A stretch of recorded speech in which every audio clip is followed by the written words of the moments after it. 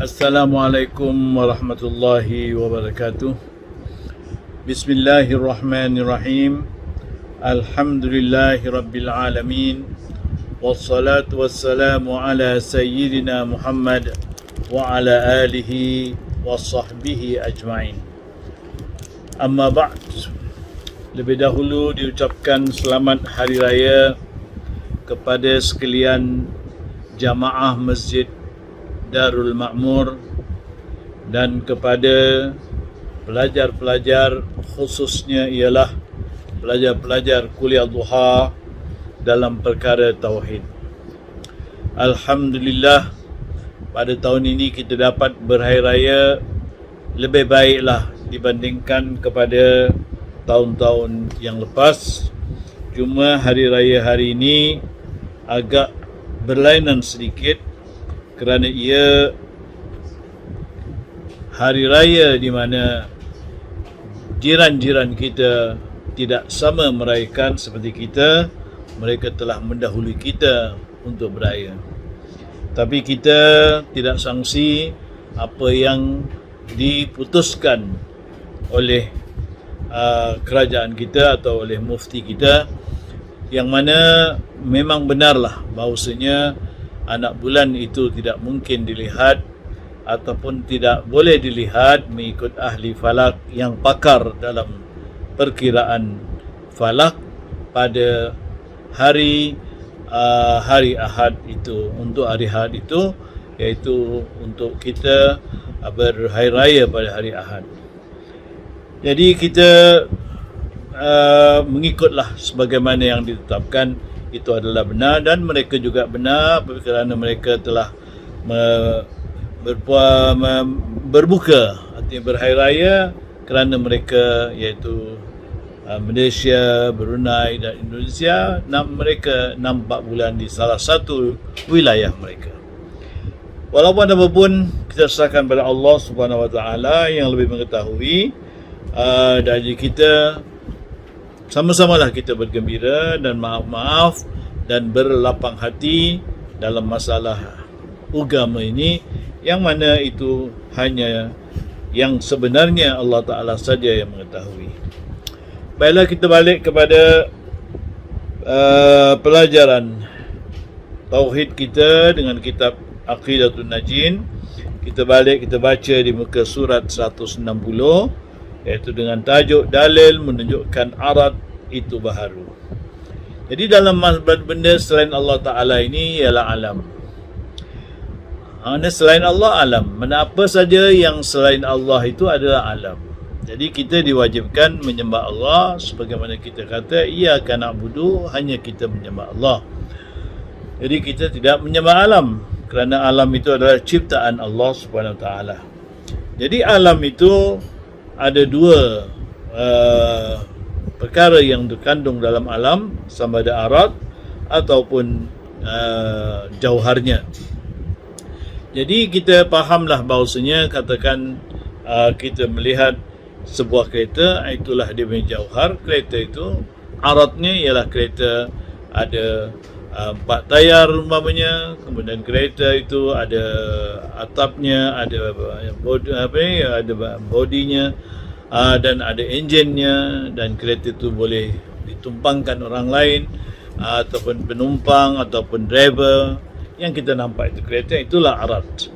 Jadi arad itu dalilnya baharu itu bagaimana? Inilah para ahli tauhid, iaitu pertama sekali pengarang kitab ini, iaitu asalnya daripada Matan As-Sanusi yang telah mengarang kitab ini, iaitu Syekh Zainul Abidin bin Muhammad Al-Fatani, terkenal dengan nama Tuan Minal, menerangkan tentang dalil ini mengikut sebagaimana tata cara ulama-ulama tauhid.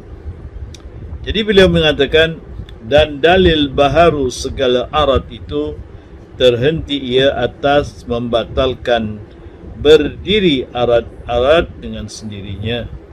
Jadi satu daripada dalil untuk mengatakan arad baharu, maknanya kita lihat setiap arad mesti dia bergantung kepada yang lain. artinya dia tidak boleh berdiri sendiri. Jadi batallah dia boleh berdiri sendiri, mana dia tidak boleh berdiri sendiri. Kemudian membatal berpindah kepada yang lainnya. Jadi yang aratnya satu arat tadi tidak boleh berpindah kepada yang lain. Kalau kita katakan daun pokok itu hijau, jadi hijau tu aratnya. Daunnya ialah jauharnya atau bendanya. Jadi maknanya hijau kepada daun itu tidak boleh berpindah kepada yang lain. Itu satu daripada mana batal, mana tak boleh berpindah kepada yang lain. Dan membatalkan tersembunyinya. Jadi yang dua, dibatalkan tersembunyi arat tadi, mana setiap benda ada aratnya. Jadi daun tadi aratnya ialah hijau, mana mesti tidak boleh tersembunyi arat itu. Dan juga membatalkan bahawa yang kadim itu menerima Adam. Begitu juga yang kadim adalah batal menerima Adam. Mana tidak boleh yang kadim tadi menerima Adam. Yang kadim ialah Allah dan sifat-sifatnya. Itu makna sifat-sifat Allah Ta'ala adalah kekal dan tidak ada permulaan. Tidak ada permulaan, jadi tidak menerima Adam. Dan bermula yang demikian itu kerana khasam itu terkadang menegah ia bahawa segala arat itu berubah, ia daripada Adam kepada wujud dan akasnya. Jadi para yang tidak percaya kepada ahli tauhid ni, mereka mengatakan mana khasam tu maknanya ialah lawan kita. Jadi lawan kita tu mengatakan bahawasanya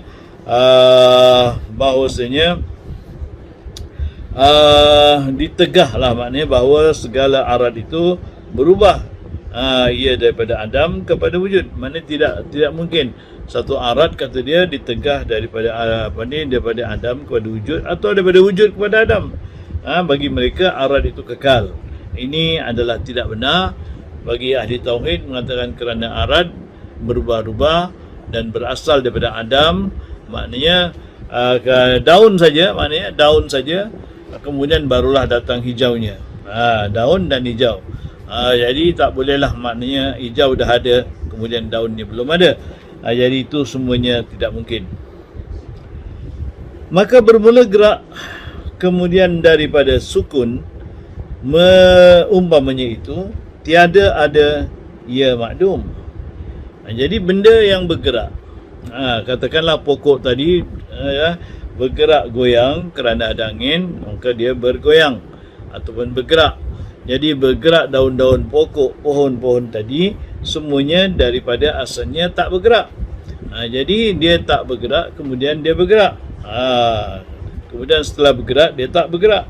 Begitulah maknanya bermula daripada yang tiada, makdum maknanya yang tiada. Kemudian didapatkan dia, tetapi dia itu ia mawujud dahulu daripada demikian itu. Kemudian benda tadi maknanya ia adalah mawujud, kemudian didapatkan dia, tetapi ada ia mawujud dahulu daripada demikian itu. Maka kita kata baginya, ini kata khasam ni, yang mana tak percaya kepada arat baharu. Maka kita kata baginya, mana kita jawab, adakah ia berdiri pada ketika itu dengan sendirinya?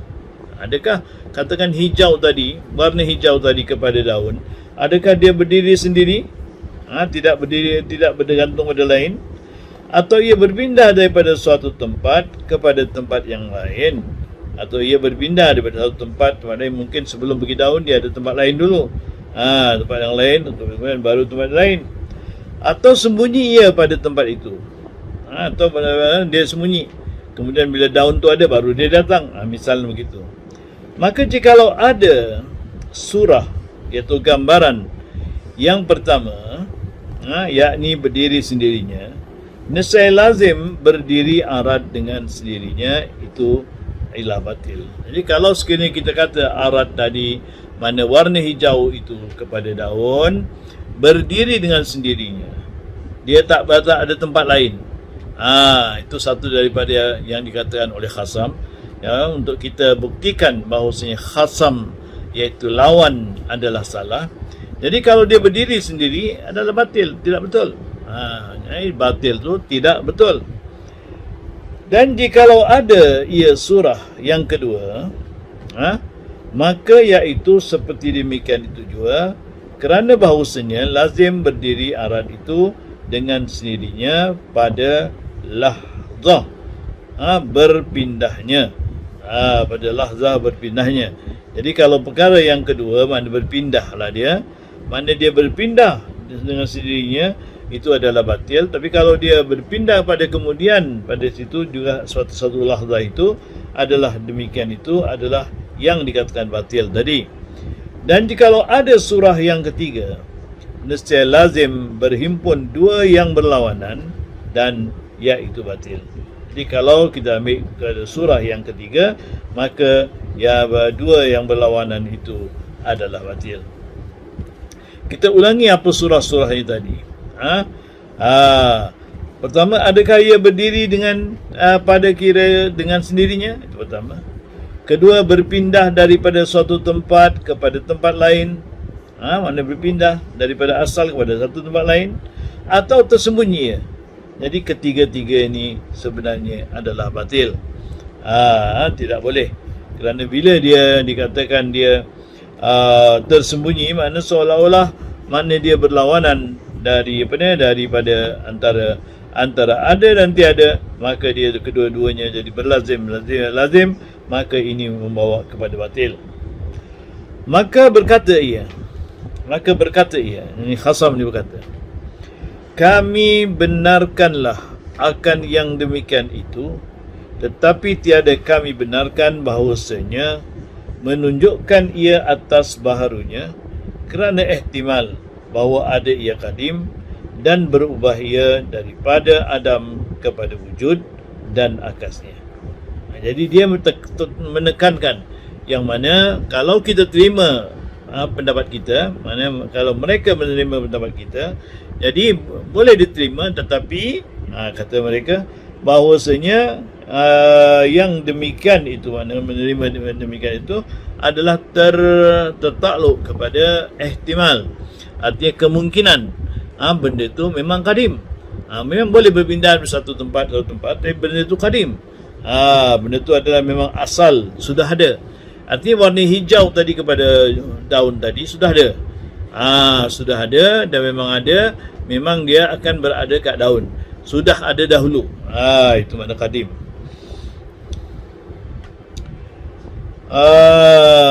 Atau sebaliknya, mana ada daripada wujud kepada tiada, daripada Adam kepada wujud, atau daripada wujud kepada Adam.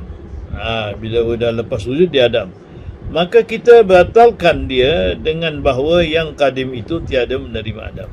Jadi kita katakan kalau mereka kata dia boleh Adam wujud kemudian wujud kepada Adam, maknanya tak betul. Kerana ini mana setiap yang kadim tidak boleh Adam. Makna setiap yang kadim tadi tetap wujud, tetap ada. Makna adanya Allah Ta'ala tetap ada, kadim tetap ada. Tak boleh dia menerima tiada sama sekali. Itu bezanya antara kadim dan hadis. Dan bermula segala perkara ini dinamakan dia masalib. Dinamakan ia masalib yang tujuh, dan dengan sebab mengenal akan dia itu lepaslah mukallaf daripada pintu neraka Jahannam yang tujuh, seperti barang yang berkata akan dia musannif dengan katanya, dan tiada mematuhi akan masalib yang tujuh itu melainkan orang yang rakish, orang yang rasikh pada ilmunya, yakni orang yang sangat mahir ilmunya, dan sesungguhnya telah isyarat baginya oleh setengah mereka itu dengan berkata, Zaidun maqama man taqal ma kamuna man fakka la adama qadimin la hina.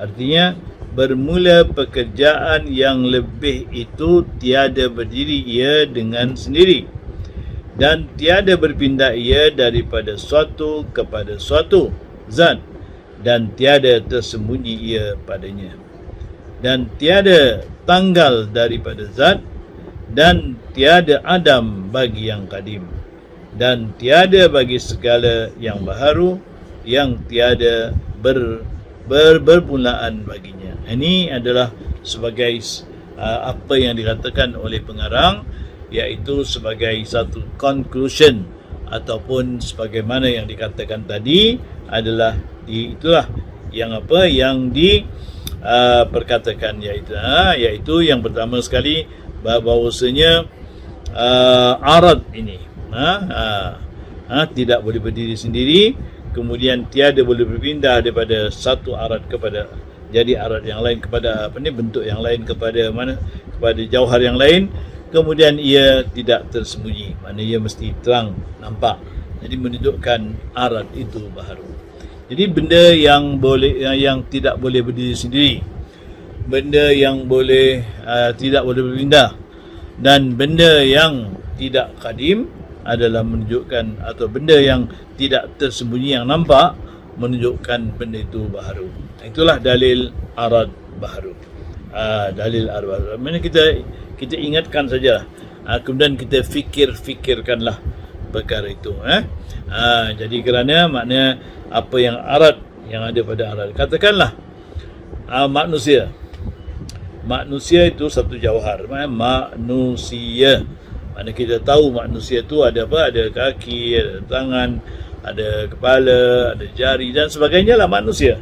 Makna bukan haiwan, bukan kera, bukan singa, bukan anjing, bukan ikan dan sebagainya lah selain manusia.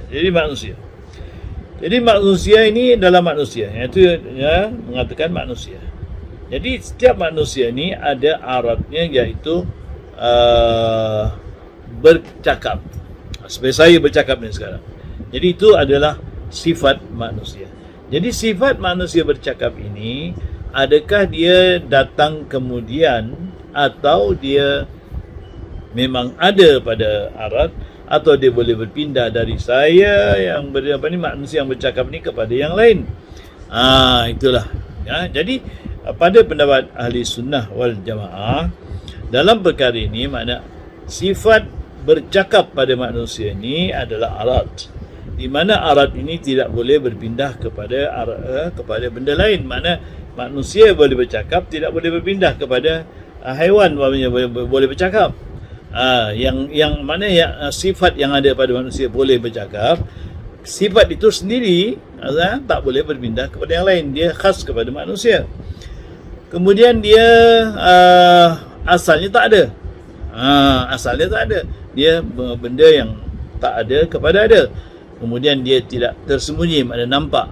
Manusia tadi bezanya dengan kuda, dengan singa dan sebagainya. Manusia tadi adalah sifatnya bercakap. Itulah yang dikatakan dalil arad itu baharu. Jadi kalau sudah aradnya baharu, mana bercakap itu adalah baharu. Jadi maknanya manusia yang bercakap tadi, makna jauharnya adalah juga baharu. Kerana tidak mungkin yang baharu bergantung kepada yang kadim bergantung kepada yang baharu. Itu kaedahnya. Baiklah. Saya rasa saya berhenti di sini dulu. Sementara kita akan sambung lagi pada pelajaran yang lain, kerana panjang ceritanya ni, iaitu menunjukkan dalil qidam.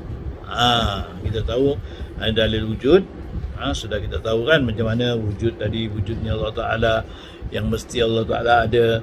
Dalilnya ialah makna setiap benda, makna mesti ada pembuatnya. Jadi alam ini adalah pembuatnya, iaitu Tuhan. Kalau ada alam ini, makna adanya Tuhan. Jadi kemudian kita telah berpindah mengatakan dalil wujud tadi ada arad dan ada juga jauhar. Jadi arad dan jauhar tadi maknanya dua-duanya adalah baharu. Dan kita akan berpindah pula sekarang kepada dalil qidam. Jadi setelah dalil wujud, dalil qidam. Inilah maknanya yang perlu diketahui oleh ahli-ahli tauhid. Perlu mengetahui dalil-dalil apa saja yang mereka iktikadkan yang mereka percaya. Jangan hanya mengikut-ngikut sajalah. Artinya mesti ada dalilnya. Dalil wujud, dalil qidam, dalil baqa, dalil mukhalaf dalil hadis, dalil qiyamah ta'ala binafsi. Itu semua mesti ada dalil-dalilnya, apa yang kita cakap, yang kita percaya. Begitulah seterusnya dengan sifat-sifat yang lain, termasuk dengan dalil tentang mengisbatkan zat Allah SWT. Sekian saja, dan para jamaah Masjid Darul Makmur semoga dapat terus berkhidmat, membantu Masjid Darul Makmur seberdaya, mempertingkatkan khidmat-khidmat dan kerja-kerja Masjid Darul Makmur. Salam daripada pengurusi dan daripada segala staf dan juga para guru-guru dan sukarelawan-sukarelawan Masjid Darul Makmur. Hingga bertemu lagi. Assalamualaikum warahmatullahi wabarakatuh.